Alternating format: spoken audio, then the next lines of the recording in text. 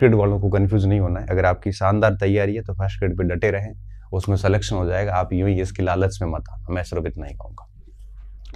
दूसरा प्रश्न ये था कि पात्र कौन है ना।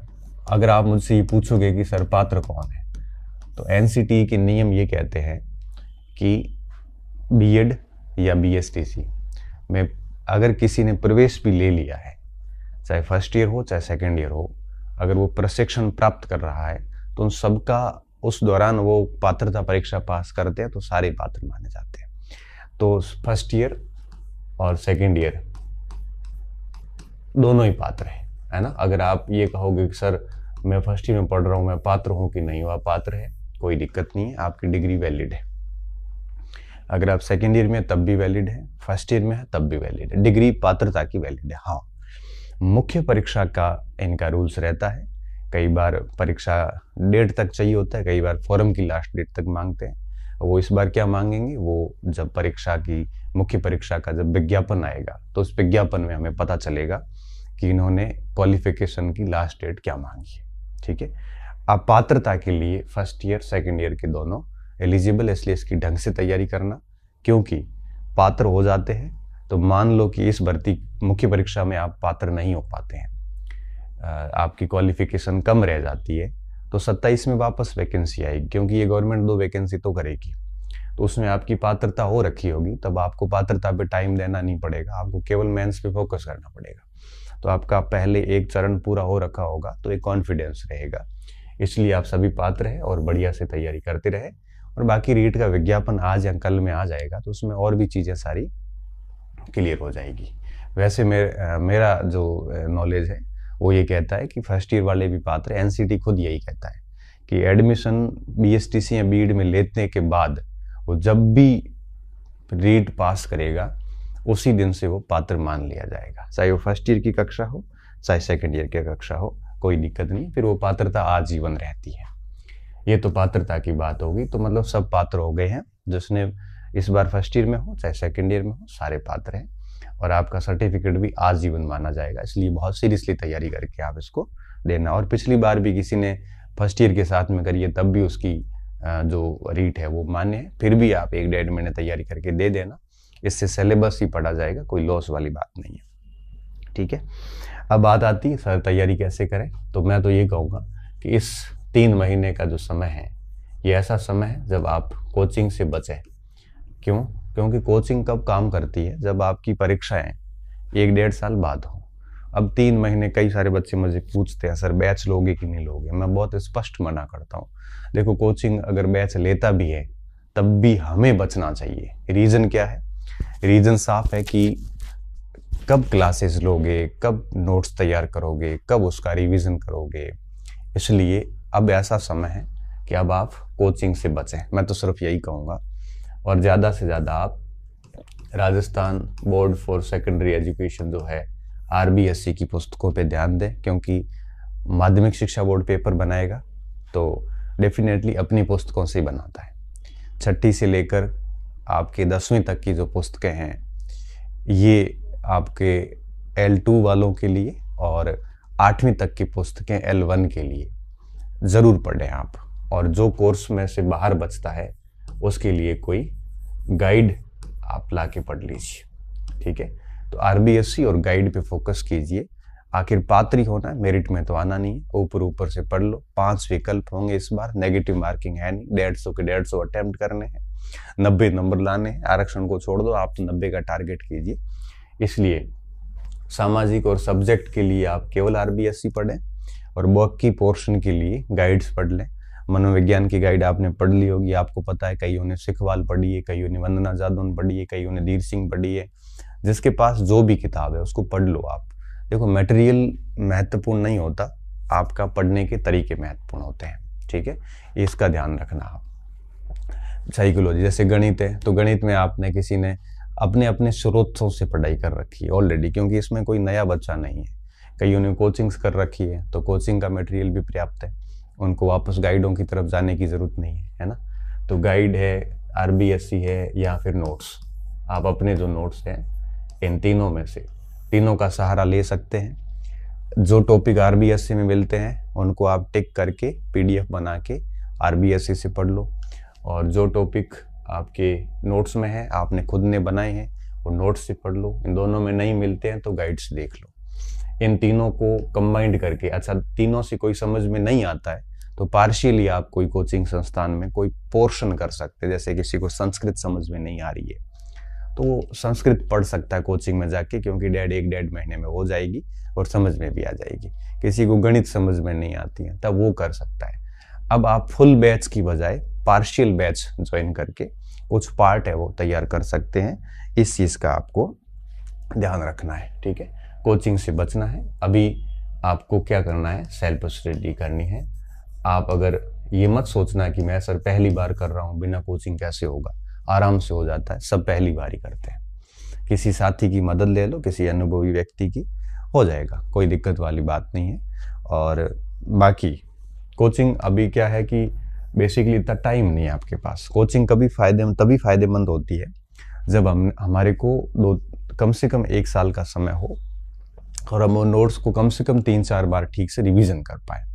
उससे पहले रिवीजन नहीं होता तो फिर वो कोचिंग काम की नहीं रहती।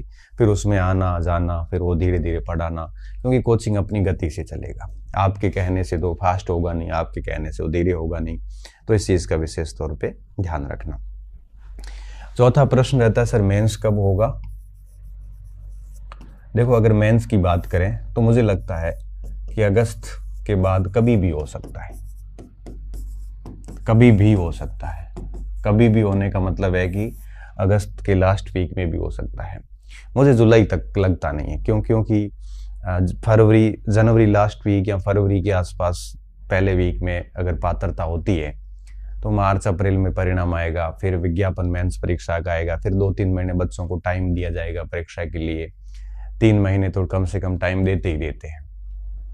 तो जैसे मार्च के आसपास अगर ये पात्रता क्लियर हो जाती है और अप्रैल में अगर विज्ञापन आता है तो मई जून जुलाई तो चले गए, अगस्त या उसके बाद कभी भी हो सकता है।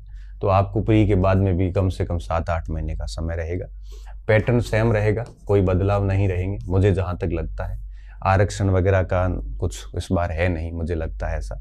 और मैंने पहली भी कहा था कि इस भर्ती में शायद ही आरक्षण दे, फिर भी कुछ सरकार का कह नहीं सकते, लेकिन पैटर्न सेम रहेगा, डरने की जरूरत नहीं है। और ठीक है, थोड़ा मोटा कोई इधर उधर होगा तो सिलेबस तो वही रहेगा, ज़्यादा कुछ फर्क पड़ना है नहीं, ठीक है।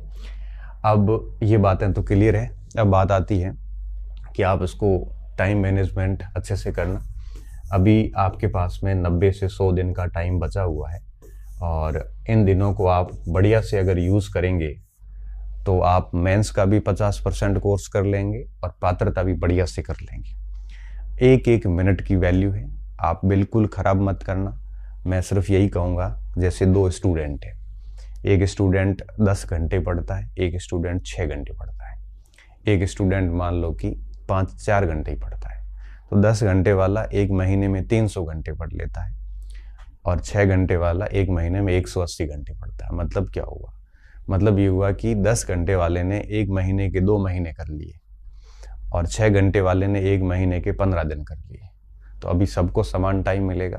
अभी आपके ऊपर तय होता है कि आप 1 महीने इस 100 दिनों के 200 दिन करते हैं या 100 दिनों के 50 दिन करते हैं। अगर आप मोबाइल की दुनिया में खोए रहेंगे तो तय बात है कि आप इन 100 दिनों के 10 दिन करेंगे। आप इस कमेंट्री से दूर रहना। अगर आप ट्विटर पे जाओगे या किसी भी जाओगे तो अब कुछ दिनों में गैंग एक्टिव हो जाएगी परीक्षा आगे बढ़ाने वाली। आप अगर उस कमेंट्री का हिस्सा बनेंगे तो आपकी पूरी ऊर्जा उसमें व्यर्थ हो जाएगी। हासिल कुछ होना नहीं है, जो होना है वो होके रहेगा। गवर्नमेंट आपकी बात मानती नहीं है, ना आपको कोई सुनता है, ना आपको कोई पूछता है। आप अपना टाइम खराब करेंगे। उसी समय हजारों बच्चे पढ़ रहे होते हैं, आप प्रोटेस्ट कर रहे होते हैं, टंकी पे चढ़ते हो आप, और पीछे बच्चे मेहनत कर रहे होते हैं और टंकी वालों का होता नहीं है और मेहनत करने वालों का हो जाता है। इसलिए कह रहा हूँ कि आप उस कमेंट्री का हिस्सा मत बनना। आप अपना समय सोशल मीडिया से मत खराब करना। मैं भी आपका समय खराब नहीं करूँगा। आज आया हूँ, इसके बाद परीक्षा के समय एक बार आऊँगा और बीच में एक बार अगर मुझे लगेगा कोई बड़ा डाउट क्रिएट हो गया है तब 10-15 मिनट के लिए आऊँगा। तो पूरी इस रीट की जर्नी में 3 महीनों में 3 बार हो सकता हूँ मैक्सिमम, चौथी बार नहीं आऊँगा। आज के बाद एक बार और आ जाता आऊँगा, नहीं तो फिर सीधा परीक्षा के एक दिन पहले आऊँगा, पेपर कैसे अटेम्प्ट करना उसके लिए। ठीक है, तो आपके पास में 100 दिन है, तो 100 दिन के मैं तो यही कहूँगा 200 दिन बनाना। सुबह जल्दी उठो, रात को लेट सो, दिन पूरा पढ़िए। इस मोबाइल को इस तरह से साइलेंट करके साइड में डाल दीजिए, और कहीं से यूट्यूब वगैरह, ये अब marathon classes, online free batches वगैरह, बेशुमार मार्केट की प्रोपेगेंडा चलेंगे, मार्केटिंग चलेगी। आप इन सब से बचना, मैं तो सिर्फ यही कहूँगा, क्योंकि आप 10 घंटे वीडियो देख के जितना हासिल करोगे उतना आप 1 घंटे किताब पढ़ के हासिल कर लोगे। तो 9 घंटे क्यों अपने टाइम खराब करने। सिर्फ और सिर्फ अभी आपको RBSC की किताब है, एक आधी गाइड कोई भी ले सकते हो। नाथ की किताब भी अच्छी आती है, और चयन प्रकाशन की भी अच्छी किताबें आती है, और भी आपको मार्केट में खूब सारी पुस्तकें, गाइड्स है तो सारी एक जैसी होती है। नाथ वाली ज़्यादा मुझे ठीक लगती, क्योंकि वो टू द पॉइंट टॉपिक के अनुसार लिखते हैं, थोड़ी अपडेटेड भी होती है, और अपने नोट्स बने हुए हैं, तो फिर गाइड की ज़रूरत नहीं है। नोट्स के साथ RBSC को देख लेना।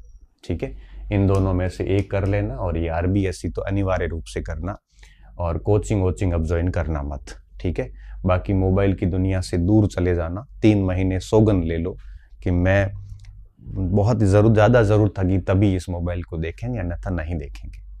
अभी आप YouTube के अंदर ऐसे आपको आकर्षित करने वाले ऐसे विज्ञापन आएंगे कि ये हमारा फ्री बैच है, ये हमारी फ्री किताब है, ये हमारा 15 घंटे का महासंग्राम है, मैराथन है। मुझे तो बड़ी दया सी आती है उन बच्चों पे, जब 5-5 हज़ार बच्चे लाइव और होते हैं। क्यों समय खराब करते हो।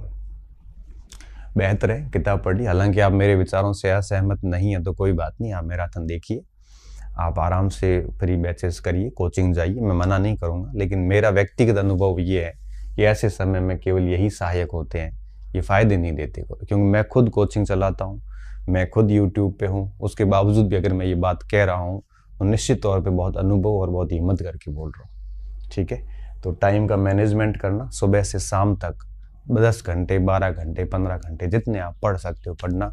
मरने से किसी की मृत्यु हुई नहीं है, और जितना पढ़ोगे उतना ही परिणाम मिलेगा। शानदार पढ़ाई करोगे तो शानदार परिणाम आएगा, पढ़ाई खराब करोगे तो परिणाम भी वैसा ही आएगा। तैयार रहना उसके लिए। ठीक है, फिर क्या है कि ये जो मार्केटिंग की दुनिया है, ये आपकी असफलता की जिम्मेदारी नहीं लेगी, ये आपकी सफलता का क्रेडिट ले सकती है। 100 में से 1 प्रश्न आपको बता के कहा जा सकता है कि मेरे कंटेंट से हूबहू छपा। जो 50 बाहर गए हैं टफ प्रश्न, वो नहीं कहा जाएगा आपको। मार्केटिंग है, समझिए इन चीज़ों को, बहुत बढ़िया से पढ़िए। जो ये कहते हैं कि भाई हमारे ये हुआ वो हुआ, मैं तो कहता हूँ कि आप 100 प्रश्नों का PPT सही सोल्यूशन करवा दो। बच्चों को बता दो कि देखो 100 के ये 93 प्रश्न आए, जैसे मैंने करवा रखे हैं फर्स्ट ग्रेड वगैरह के।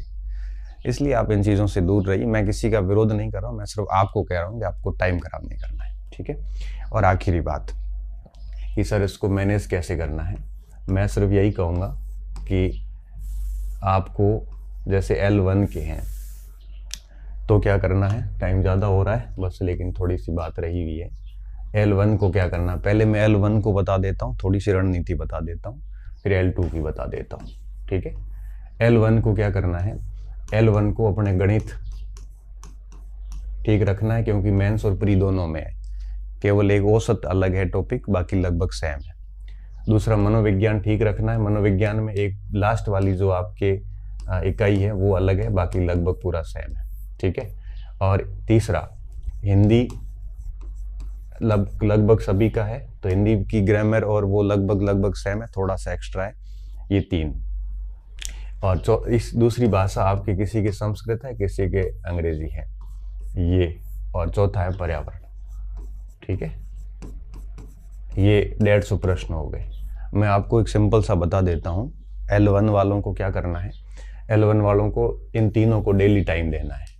1-2 घंटे गणित को दे दो बल्कि, मनोविज्ञान को और भाषा को। एक भाषा पढ़ते हो फिर दूसरी शुरू करो, दूसरी पढ़ते हो तब बंद कर दो पहली, और फिर दूसरी पूरी होते पहली शुरू कर दो। इसको रैंडम चलने दो, मनोविज्ञान चलने दो। और रही बात पर्यावरण की, पर्यावरण के अंदर RBSC की किताब के टॉपिक देख के लेना, और RBSC में जो टॉपिक नहीं है वो किसी गाइड से देख लेना, वो लास्ट में देखना, और थोड़ी विधियाँ इसकी देख लेना।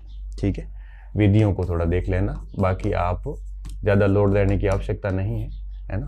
तो दिन के 3 भागों में टाइम बांट दो, गणित पढ़िए, मनोविज्ञान पढ़िए और भाषा पढ़िए।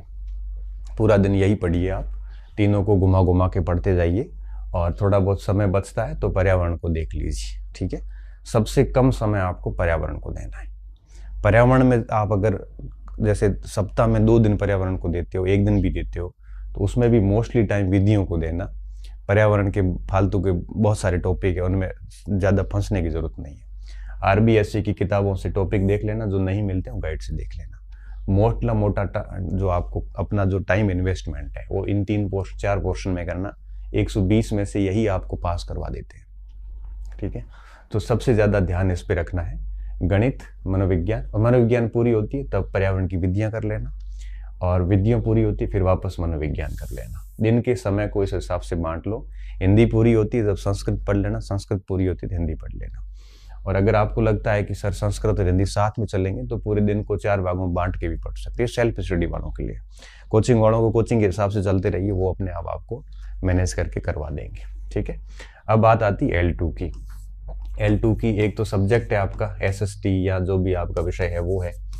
इसके लिए आप बेहतरीन सबसे बढ़िया तरीका ये है कि आप RBSC की जो किताब है ना, उनको कंप्लीट करना, क्योंकि इसी से प्रश्न आते हैं। 6ठी से 10वीं तक की सामाजिक पढ़ लो, पूरा पेपर SST का उसमें से आ जाता है, ठीक है। और फिर क्या बचा, फिर ये भाषा बची और मनोविज्ञान बचा, ठीक है। अब जो मनोविज्ञान है वो आप पढ़ते रहिए साथ में। तो आपको क्या करना है, दिन को 3 भागों में बांट दो। 2-3 घंटे आप RBSC को दे देना, 2-3 घंटे भाषा को दे देना, 1-2 घंटे मनोविज्ञान को दे देना। तो देखो, पहला और तीसरा जो पार्ट है ये तो आपके मेंस में भी काम आएगा और सेकंड ग्रेड में भी काम आ जाएगा। अगर आप भाषा के स्टूडेंट हैं तब आपकी सभी काम आ जाएंगे साथ में, ठीक है। तो इस हिसाब से इसको मैनेज कर लो। और RBSC के लिए SST, पर्यावरण के लिए RBSC, SST हो चाहे साइंस हो चाहे हिंदी हो, उनके लिए माध्यमिक शिक्षा बोर्ड की किताबें पर्याप्त हैं, क्योंकि RBSC पेपर यहीं से बनाता है। आपको बहुत ज़्यादा डिटेल में जाने की आवश्यकता नहीं है, क्योंकि पेपर सरसरी तौर पे आता है, बहुत गहरा पेपर नहीं आता और इन्हीं में से आता है, ठीक है। अब इनकी आप कोई क्लासेस लोगे तो 2-2, 400 क्लासेस होती है SST में, फिर आपका पूरा टाइम खराब होगा। इससे बेहतर है 6ठी से 10वीं तक की किताब की वो टॉपिक निशान लगा लो, उसकी PDF बना ले, प्रिंट करवा दो और 2-4 दिन 5 दिन में उसको निपटा दो, ठीक है। फिर आप मनोविज्ञान कई बार आपने पढ़ रखी है, फिर भी डेली 2-3 घंटे पढ़िए और भाषा के ऊपर थोड़ा ध्यान दे दीजिए। 1-1.5 महीने भी अगर ये कर लिया ना आपने, तब भी आपकी पात्रता क्लियर हो जाएगी, दिक्कत वाली बात नहीं है, ठीक है। तो इस तरह से आप कर सकते हैं और बाकी आपकी बेटर प्लानिंग आप खुद कर सकते हैं। लेकिन मैं इतना कह सकता हूँ, अगर आपने समय को ठीक से यूटिलाइज कर लिया इस मोबाइल की दुनिया से दूर होके, तो मुझे रणनीति बताने की आवश्यकता ही नहीं, आप स्वयं से बहुत शानदार कर लेंगे। और 15 दिन भी तैयारी कर ली ना, तब भी अंदर से कॉन्फिडेंस आना शुरू हो जाएगा और आप एक शानदार रिजल्ट दे देंगे, इतना मुझे भरोसा है, ठीक है। तो इन्हीं बातों के साथ मैं आज की वार्ता को समाप्त करता हूँ। आपका कोई और डाउट शेष रह गया हो पूरा सुनने के बाद भी, तो नीचे लिख लेना। मैं एक बार बीच में और आऊँगा और एक बार परीक्षा के टाइम आऊँगा। आपको बहुत बहुत शुभकामनाएं। खूब सारी पढ़ाई कीजिए और दुनियादारी से दूर रह के अपने आप को एकांत में डाल के, गुफा में डाल के खूब सारी पढ़ाई कीजिए और एक शानदार रिजल्ट दीजिए। बहुत बहुत शुभकामनाएं। बहुत बहुत धन्यवाद विद्यार्थियों। अच्छे रहिए, मस्त रहिए और पढ़ते रहिए।